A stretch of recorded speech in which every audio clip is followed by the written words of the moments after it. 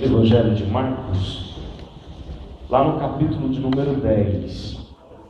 Marcos 10.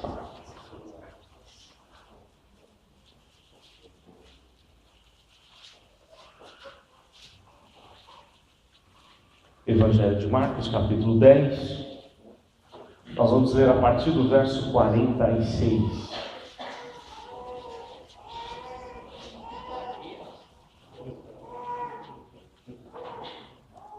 Marcos 10, a partir do versículo 46. Vamos colocar mais uma vez em pé. Nos diz assim a palavra do Senhor: E foram para Jericó. Quando ele saía de Jericó, juntamente com os discípulos e numerosa multidão, Bartimeu, cego mendigo, filho de Timeu, estava assentado à beira do caminho. E ouvindo que era Jesus o Nazareno, pôs-se a clamar: Jesus, filho de Davi, tem compaixão de mim. E muitos o repreendiam para que se calasse, mas ele cada vez gritava mais: Filho de Davi, tem misericórdia de mim. Parou Jesus e disse: Chamai-o. Chamaram então o cego, dizendo-lhe: Tem bom ânimo, levanta-te, ele te chama. Lançando de si a capa, levantou-se de um salto e foi ter com Jesus. Perguntou-lhe Jesus: Que queres que eu te faça? Respondeu o cego: Mestre, que eu torne a ver. Então Jesus lhe disse: Vai, a tua fé te salvou. E imediatamente tornou a ver e seguia Jesus estrada fora. Poder sentar. Eu fiquei pensando qual mensagem que Deus gostaria que ouvíssemos nessa manhã, sobre qual assunto.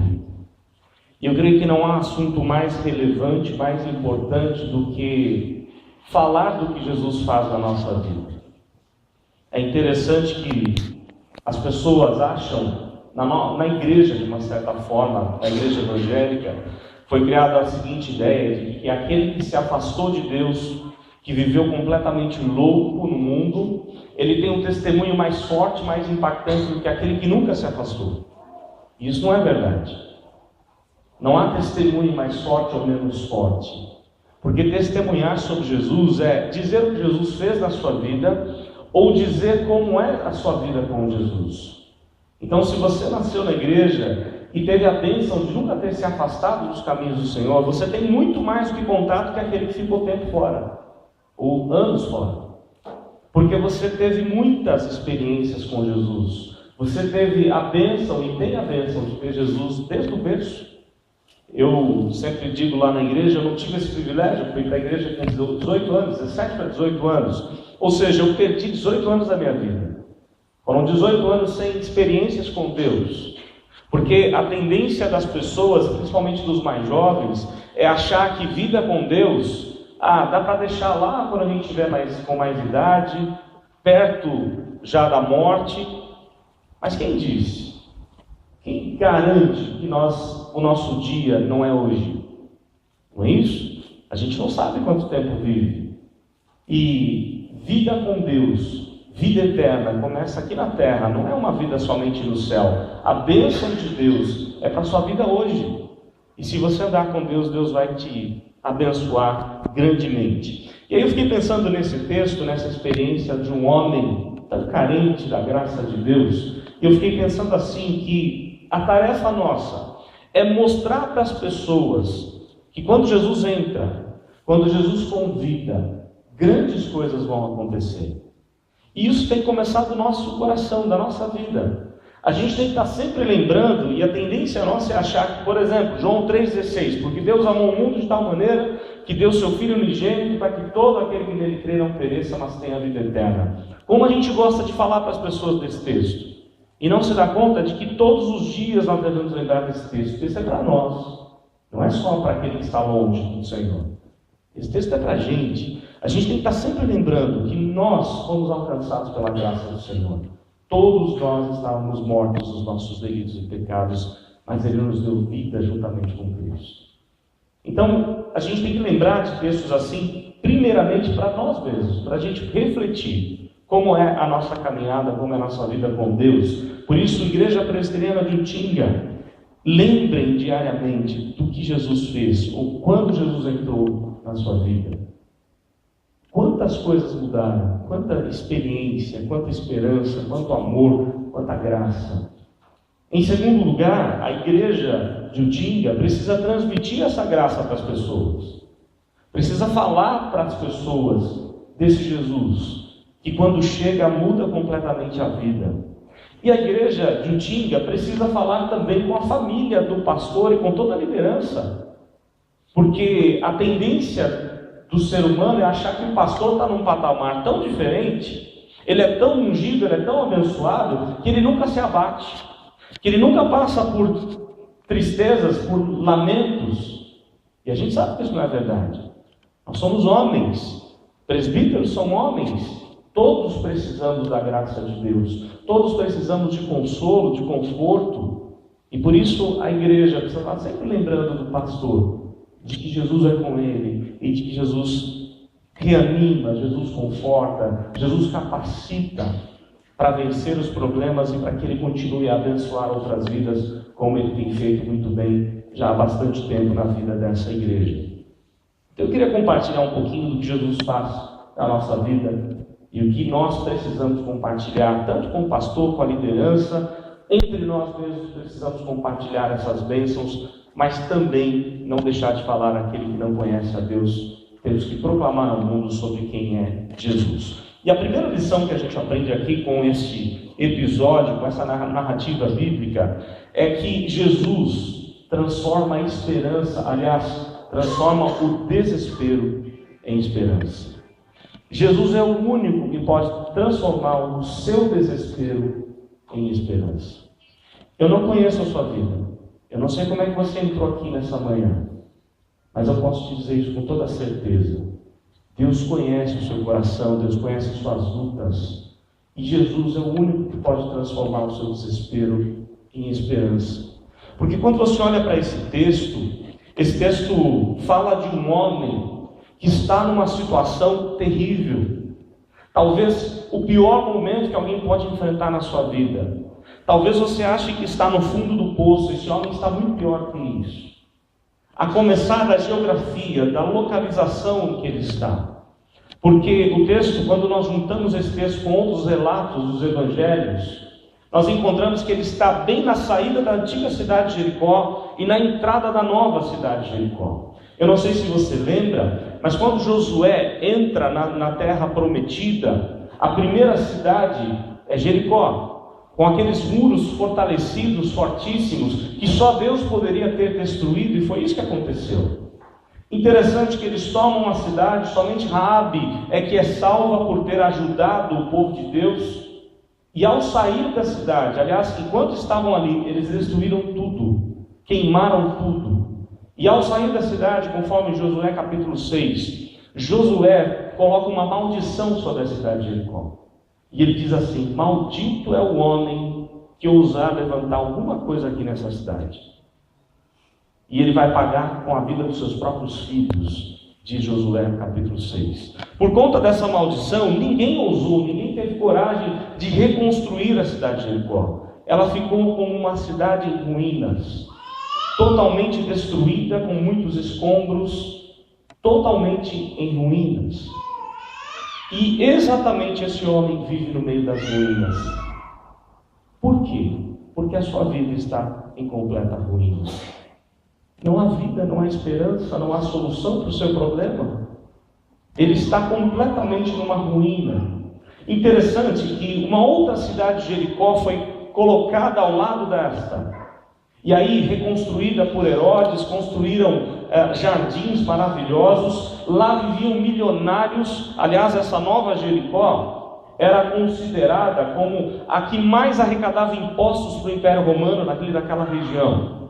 Cidade de gente muito rica, muito nobre, como Zaqueu. Interessante como Jesus, ele não despreza aquele que é pobre, mendigo, como também não despreza o milionário. Porque na mesma subida a Jerusalém, A ida a Jesus, a Páscoa, a última Páscoa da sua vida, ele vai impactar a vida de um homem completamente em ruínas, como vai impactar a vida de um homem que dentro do luxo, mas de maneira desonesta, como nós vimos ou vemos logo a seguir com Zaqueu. Esse homem, esse cego, ele vive em ruínas. Jericó, eu não sei se você sabe, mas ela está ali, pertinho do Mar Morto. Não há vida naquela região, é uma região de deserto. E muitas vezes a gente se encontra assim também, em ruínas, sem vida, num deserto. O deserto da dor, da enfermidade, do luto. O deserto de uma família, quem sabe, destruída. Quantas vezes a gente se encontra parecido aqui com este homem? Muito mais ainda, Jericó é a cidade mais baixa do mundo. Ela se encontra a perto de 400 metros abaixo do nível do mar. Vejam que esse homem está cada vez mais no fundo do poço. Enquanto estudava como seminarista, eu achava na minha mente, pelo conhecimento que eu tinha da palavra, eu achava que o homem que chegou mais baixo na sua vida foi Jonas, mais do que o cego Bartimeu. Porque se Bartimeu está abaixo do nível do mar, 400 metros, em Jericó, Jonas foi lá no fundo do oceano. Porque se afastou de Deus, porque não viveu os planos de Deus. E quando a gente se afasta de Deus, a gente vai lá para o fundo. Mas estudando um pouco mais, eu descobri que teve alguém que foi muito mais baixo do que Jonas. Teve alguém que desceu muito mais do que Jonas. E esse alguém foi Jesus. Quando lá naquelas 3 horas de trevas da cruz, ele desceu, ou era como se ele tivesse descido ao próprio inferno. Era como se ele tivesse sofrido o próprio inferno nos seus ombros. Ele desceu muito baixo. Toda a imundícia do pecado estava sobre ele, para resgatar Jonas, para resgatar mim e você, para resgatar tantos nomes bíblicos e de pessoas por toda a vida. Esse homem está em ruínas, ele está num deserto, ele está sem vida, ele está sem esperança. E o texto no verso 46 fala mais sobre ele. Jesus está saindo dessa Jericó em ruínas e se dirigindo a Jerusalém para a festa da Páscoa, a festa mais importante para o judeu. Era uma estrada perigosíssima, porque nessas ruínas se escondiam muitos assaltantes, conforme a parábola do samaritano, que nós lemos quando Jesus contou. E Jesus está subindo em caravana. Basta a gente lembrar como é que era essa subida, era festa. Milhares e milhares de pessoas, 4, 5, 6 mil pessoas, às vezes mais, em direção a Jerusalém, entoando os hinos de subida, os hinos, os cânticos dos degraus, dos salmos. E aí, este homem, vejam o que diz o texto, verso 46, quando Jesus saía de Jericó juntamente com seus discípulos, numerosa multidão, Bartimeu. Quem é ele? Talvez você ache que o nome dele é Bartimeu. Não é. Esse homem nem sequer sabia o nome dele, porque a palavra Bartimeu nos é dada a explicação logo a seguir, filho de Timeu. A expressão hebraica Bar significa filho, Timeu era o nome do seu pai. Vejam que ele não era nem contado na sociedade como um ser humano, ninguém sabia ao certo o nome daquele homem. Ele era conhecido como o filho de Timeu. Não havia intimidade com ninguém. Ele estava completamente abandonado de todos. Mas o texto diz mais sobre esse homem, diz que ele era cego. E talvez você pense assim, ser cego no nosso tempo é difícil? É claro que é. Qualquer deficiência que a gente tenha, tem as dificuldades, tem as limitações, é verdade. Mas ser cego no nosso tempo é muito melhor do que naquele tempo. Porque ser cego naquele tempo era não ter um emprego, era não ter esperança de melhoria em qualquer situação da sua vida. E aquele homem não tinha realmente esperança. Para piorar a situação, ele era um mendigo. E eu creio que não há posição mais baixa que alguém possa chegar do que ser um mendigo. O mendigo não tem casa, ele não tem família, ele não tem nada. Vejam que esse homem está realmente numa tremenda ruína, ou em ruínas. E mais ainda, o texto termina no verso 46 dizendo que ele está assentado à beira do caminho. Imaginem a cena. Milhares de pessoas subindo, multidão em festa, entoando salmos de subida, todos alegres porque vão para a casa do Senhor, vão entoar cânticos em nome do Senhor. E de repente tem um homem assentado à beira do caminho, largado. Ninguém oferece a ele um ombro: eu vou te ajudar a subir, nós vamos juntos para louvar o Senhor. Completamente abandonado. Ninguém se interessa por Bartimeu. Ninguém nem quer saber do nome dele. Talvez, muitas vezes a gente possa se sentir assim, tão solitário, tão abandonado. Mas existe alguém que se interessa pela gente. Esse alguém chama-se Jesus. Porque o texto diz logo a seguir, verso 47, e ouvindo que era Jesus. Quando a gente ouve sobre Jesus, o nosso coração se enche de esperança.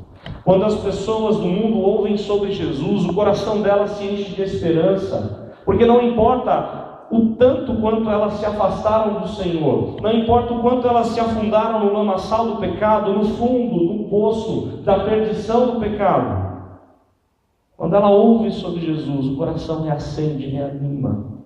E é isso que a gente precisa falar para as pessoas. É isso que a gente precisa diariamente ouvir sobre Jesus. Ouvir o que Jesus tem para a gente. É isso que a gente precisa compartilhar com o pastor da igreja, reanimá-lo para o trabalho do Senhor.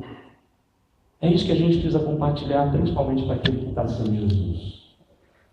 Jesus é o único que pode transformar o desespero em esperança, mas o texto diz um pouco mais para a gente, que Jesus pode transformar a esperança em oportunidade. Porque o verso diz, verso 47, ouvindo que é Jesus o Nazareno, aquele homem se põe a clamar, e ele clama da seguinte forma: Jesus, filho de Davi, tem compaixão de mim. Muitos repreendem para que ele se cale, e ele grita ainda mais: Jesus, filho de Davi, tem misericórdia de mim. Algumas lições nós aprendemos aqui nesse episódio. A primeira delas é que nós precisamos clamar ao Senhor. Nós precisamos clamar ao Senhor. E eu não sei se você sabe, mas existem alguns tipos de oração na Bíblia. Existe a oração geral. Quando você fala para Deus: Senhor, obrigado por esse dia. Oração de gratidão. Ou quando você ora no sentido geral: Senhor, perdoa a multidão dos nossos pecados. Mas existe um outro tipo de oração na Bíblia, que é a súplica. A súplica é dar nome ao seu problema. É quando você chega para Deus: Senhor, me perdoa por aquele pecado que eu cometi. Senhor, me ajuda nessa tarefa, me ajuda no trabalho que eu tanto preciso. Cura fulano e fulana. É quando você dá nome ao seu problema. Isso é súplica. E existe ainda mais do que a súplica, existe o clamor. E o clamor nada mais é do que uma súplica em desespero, em urgência. É falar para Deus: Senhor, o Senhor sabe da urgência do meu problema. O Senhor sabe que se o Senhor não me ajudar agora, eu estou perdido. Se o Senhor não mudar a minha história, eu não tenho como mais resistir a esse problema. E é isso que esse homem está dizendo. Está falando com Deus. Ele não está exigindo a bênção de Deus, como muitos movimentos têm feito. Quem somos nós para exigir bênção do Senhor? Mas ele não perde a oportunidade, porque o seu coração se encheu de esperança, e na mente dele é só Jesus que pode mudar a sua história. Por isso aquele homem se põe a clamar, a gritar em desespero: Jesus, filho de Davi, tem compaixão de mim. Algumas coisas são muito relevantes para a gente aqui. A primeira delas, nessa questão do clamor, da oração desse homem, é que ele chama Jesus de Jesus. E nós sabemos que o nome Jesus significa Salvador. Em outras palavras, aquele homem está dizendo: Senhor Jesus, me salva, me tira daqui, me tira dessa vida tão sem propósito, tão sem esperança, me salva. Depois ele diz: filho de Davi. Interessante que os fariseus, com todo o conhecimento que eles tinham das Escrituras, não tinham a mesma visão que este cego, porque aquele cego consegue ver. Mesmo sem visão, ele consegue perceber que tudo que ele ouviu falar sobre Jesus, esse Jesus é o Messias prometido, é o libertador. Em outras palavras, ele está dizendo ao Senhor Jesus: me liberta dessa vida, me liberta dessa enfermidade. Esse é o clamor daquele homem. E mais ainda: tem compaixão de mim e depois tem misericórdia de mim. Aquele homem confia na compaixão do Nazareno. naquele homem que caminhou 3 anos com a gente aqui, no seu ministério, e que por onde passava tinha compaixão de todos. É interessante notar na Bíblia o quanto Jesus tinha compaixão das pessoas, independente da sua situação. Quanto Jesus andava com aqueles mais desprezados da sociedade, quer prostitutas, publicanos, pecadores, de tal forma. E ele demonstrava amor, carinho por eles. Quando a gente olha para o relato dos evangelhos, nós encontramos o Senhor Jesus curando pessoas, não para se promover como Messias, como Deus Todo-Poderoso. Pelo contrário, ele ainda dizia às pessoas: não falem, não contem, não chegou a hora ainda. A intenção, a motivação de Jesus não é como os pregadores de hoje, que curam, que expulsam demônios para aparecer na televisão, para ter a glória para si mesmo. O Senhor Jesus não fez isso, não fazia isso. Mas como ele impactava a vida das pessoas por compaixão, por amor, pela misericórdia que tinha delas na situação em que elas se encontravam. Basta a gente lembrar alguns episódios, como aquele leproso, conforme registrado no começo do Evangelho de Marcos. Aquele leproso que, segundo Lucas, está tomado de lepra. E se ele está tomado de lepra, Lucas é médico. A expressão que Lucas coloca para a gente naquele episódio é que aquele homem tem no mínimo 10 anos de lepra. 10 anos de lepra significa que há mais de 10 anos ele não recebia sequer um abraço. Há 10 anos que não tinha um abraço da sua esposa, ou se não era casado, dos seus pais. Há 10 anos que ele não podia abraçar seu filho. Há 10 anos que aquele homem leproso estava afastado da sociedade no Vale dos Leprosos, e ninguém sequer ousava chegar perto dele, temendo o contágio. E os evangelhos, o evangelho de Marcos faz a questão de mostrar, e para mim o que é mais maravilhoso não foi que Jesus curou o leproso, mas o que é mais maravilhoso no texto é que antes de curar o leproso, o Senhor Jesus tocou nele, quando ninguém tinha coragem de tocar naquele homem.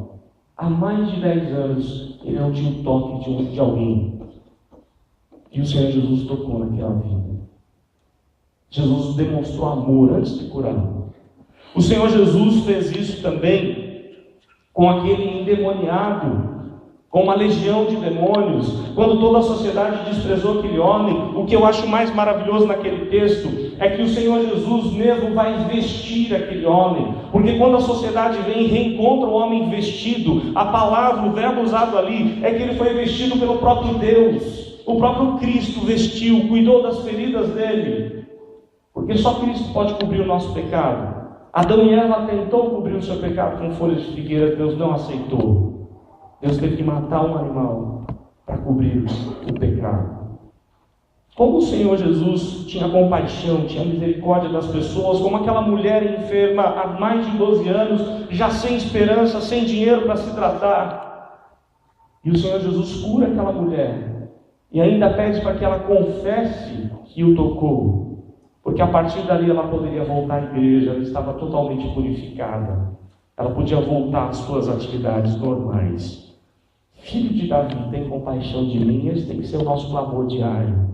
Filho de Davi, tem misericórdia da gente, somos pecadores, precisamos da graça do Senhor. A igreja precisa ousar mais na oração.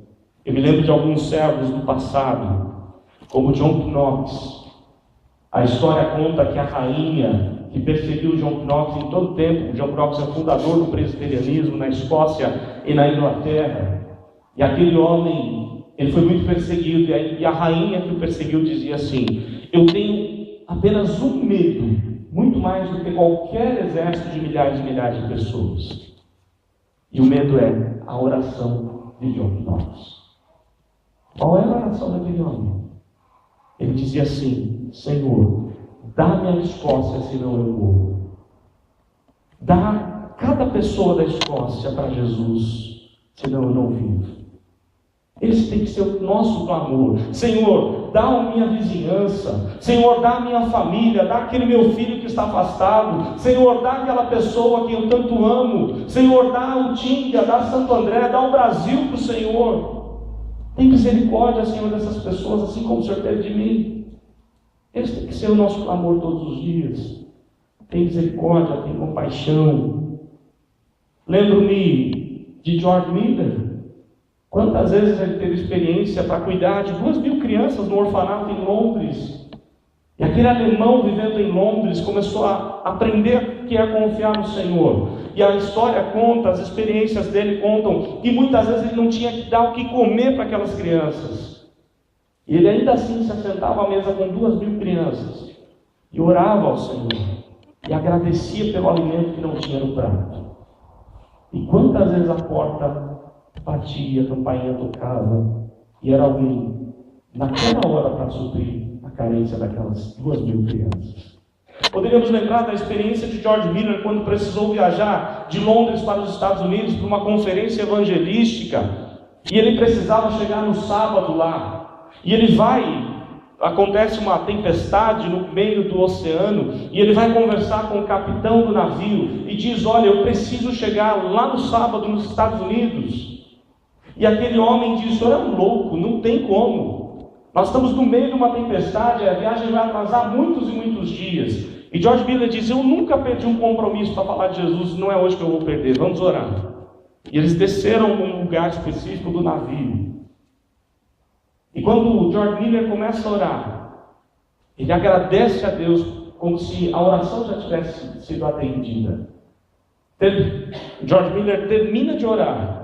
O capitão do navio, que também era crente, iria orar. George Miller fala: não, você não vai orar, por 2 motivos. Primeiro, que o senhor não crê. Segundo, porque Deus já respondeu. E quando eles abrem a porta do navio, o tempo mudou e ele chega no sábado para o seu compromisso evangelístico. Deus é um Deus que responde orações. Deus é um Deus que ouve o clamor do seu povo. Quando você olha para o Salmo 18, você vai encontrar Davi no seu último cântico, naquele cântico onde ele diz: o caminho do Senhor é perfeito, a palavra do Senhor é aprovada. Um paralelo no livros históricos, ele diz que o Senhor é quem desembaraça o caminho. E lá no Salmo 18 ele diz: o Senhor ouve o clamor do aflito, e o Senhor opera maravilhas para atender o aflito. Daí eu me lembro das palavras de Billy Graham, o qual disse que há tantas orações nos céus que nunca vão ser atendidas porque o povo de Deus não está orando tanto quanto poderia. Aquele homem Bartimeu, cego, enxerga muito mais do que eu e você. Ele enxerga que se Jesus passou na sua vida, ele precisa clamar. E não só clamar, ele precisa perseverar. Porque todos dizem: se cale, não atrapalhe o mestre, nós estamos festejando, vamos subir para Jerusalém na festa da Páscoa, fique quieto, você está atrapalhando. Aquele homem começa a gritar mais e mais, perseverar na oração, porque ele sabe que só Jesus pode mudar a sua vida. E ele não vai perder a oportunidade. A esperança vira, ou o desespero vira esperança, quando Jesus vem. A esperança vira oportunidade. E o texto fala ainda mais para a gente. O texto vai ensinar que a oportunidade vira realidade. Ou Jesus transforma a oportunidade em realidade. Porque o texto diz: parou Jesus, verso 49, parou Jesus e disse: chamai-o. E chamaram então o cego, dizendo-lhe: tem bom ânimo, levanta-te, ele te chama.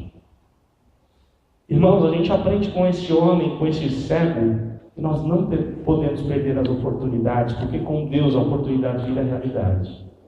Vejam o que esse homem faz no verso 50. Lançando de si a capa. Eu tinha dito no começo que o mendigo não tem nada.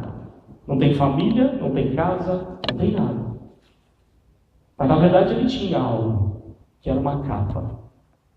Uma capa para protegê-lo do calor do deserto de Jericó. Uma capa para protegê-lo do frio, porque na região deserta ou desértica, durante o calor, durante o dia é muito quente, durante a noite é muito frio. Quando Jesus chama aquele homem, ele joga fora a sua capa. Ele lança de si a sua capa. Ele não precisa mais dessa vida. Ele sabe que se Jesus o chamou, a sua vida vai ser diferente. Ele sabe que se Jesus o chamou, ele não vai precisar vivendo mais em ruínas, em morte. Ele sabe que quando Jesus entra na vida dele, o pecado e tudo mais que não é do Senhor tem que ser abandonado, tem que ser deixado de lado. Talvez você tenha que lançar algumas coisas fora, como fez aquele homem, lançando de si a capa. Ele não precisa mais ser mendigo, ele não precisa mais se refugiar naqueles locais. E o texto diz: lançando de si a capa, levantou-se de um salto. Imagina um cego pulando em direção a Jesus. Ele nem está preocupado se vai se machucar. Jesus o chamou, tamanho é o desejo, tamanho é a vontade de falar com esse Jesus, tamanho é a vontade de abraçar Jesus, de receber Jesus. Será que você tem tido essa vontade todos os dias? De conhecer a Jesus todos os dias, lendo a palavra, bebendo das Escrituras, tendo sede do Senhor todos os dias? A palavra de Jeremias é muito séria para a gente. Os planos de Deus, Jeremias 29:11 diz que os planos de Deus, os pensamentos de Deus são pensamentos de paz e não de mal, para dar a gente o fim que a gente tanto deseja. A Jeremias continua dizendo assim: então me invocareis, passareis a orar a mim e eu vos ouvirei, buscar-me-eis e me achareis, quando me buscardes com todo o vosso coração. Será que a gente está buscando a Jesus com todo o nosso coração? Como fez aquele homem Bartimeu e pulou diante do Senhor e foi diretamente para Jesus, porque ele precisava desse Jesus. Nós precisamos todos os dias ir ao encontro de Jesus. E ele foi até Jesus. E Jesus faz a pergunta. Perguntou-lhe Jesus: que queres que eu te faça? E o homem responde: que eu torne a ver. E Jesus diz: vai, a tua fé te salvou. Muito mais do que ir, esse homem fez diferente. Ele seguiu a Jesus estrada fora. O texto começa de um jeito e termina totalmente diferente. Imagine a cena: um homem assentado em ruínas à beira do caminho, completamente sem esperança, sem paz. Agora um homem que vai com Jesus para a festa. Ele vai para a igreja. Ele não vai deixar essa festa por nada nessa vida. Ele quer testemunhar lá em Jerusalém o que o Senhor Jesus fez na sua vida em Jericó. Ele quer testemunhar de que houve alguém que se interessou pelo seu problema, que alguém passou na sua vida, ele ouviu sobre essa pessoa, o seu coração se encheu de esperança, ele não perdeu a oportunidade. E a realidade é, ele tem a vida completamente transformada. É isso que a gente precisa todos os dias falar para as pessoas e viver isso.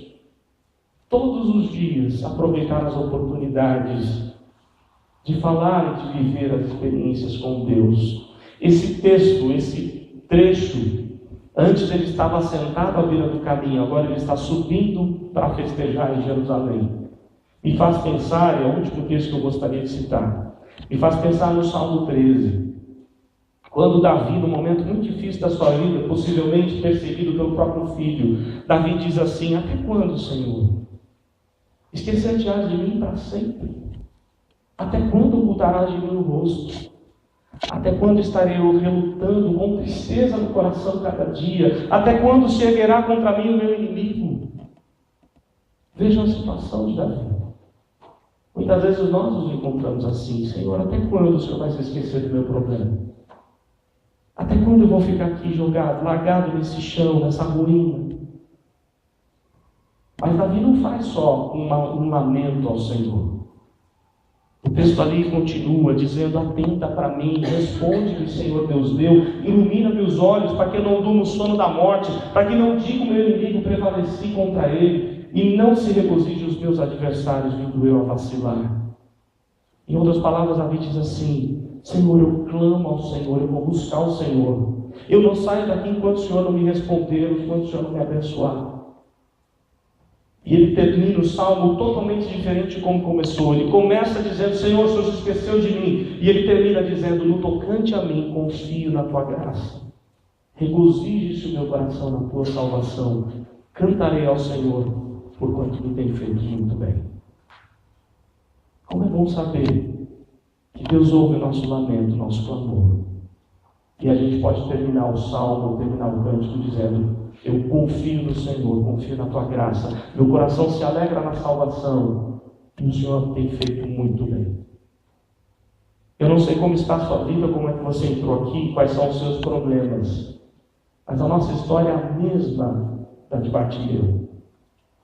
E apenas uma curiosidade: você encontra no Velho Testamento muita gente que curou vários enfermos. Você encontra muita gente no Velho Testamento que ressuscitou pessoas. Mas você não encontra no Velho Testamento a cura de um cego. Porque segundo o texto que foi lido hoje aqui, inclusive, inclusive Isaías 61. Isso era uma característica apenas do Messias, do Cristo que viria. Ele daria visão aos cegos. Porque Jesus é o único que pode tirar a cegueira do pecado da gente e nos levar para uma vida abençoada e feliz. Que Deus assim nos ajude, nos abençoe. Que Deus assim conceda a gente o desejo de buscar ainda mais esse Jesus.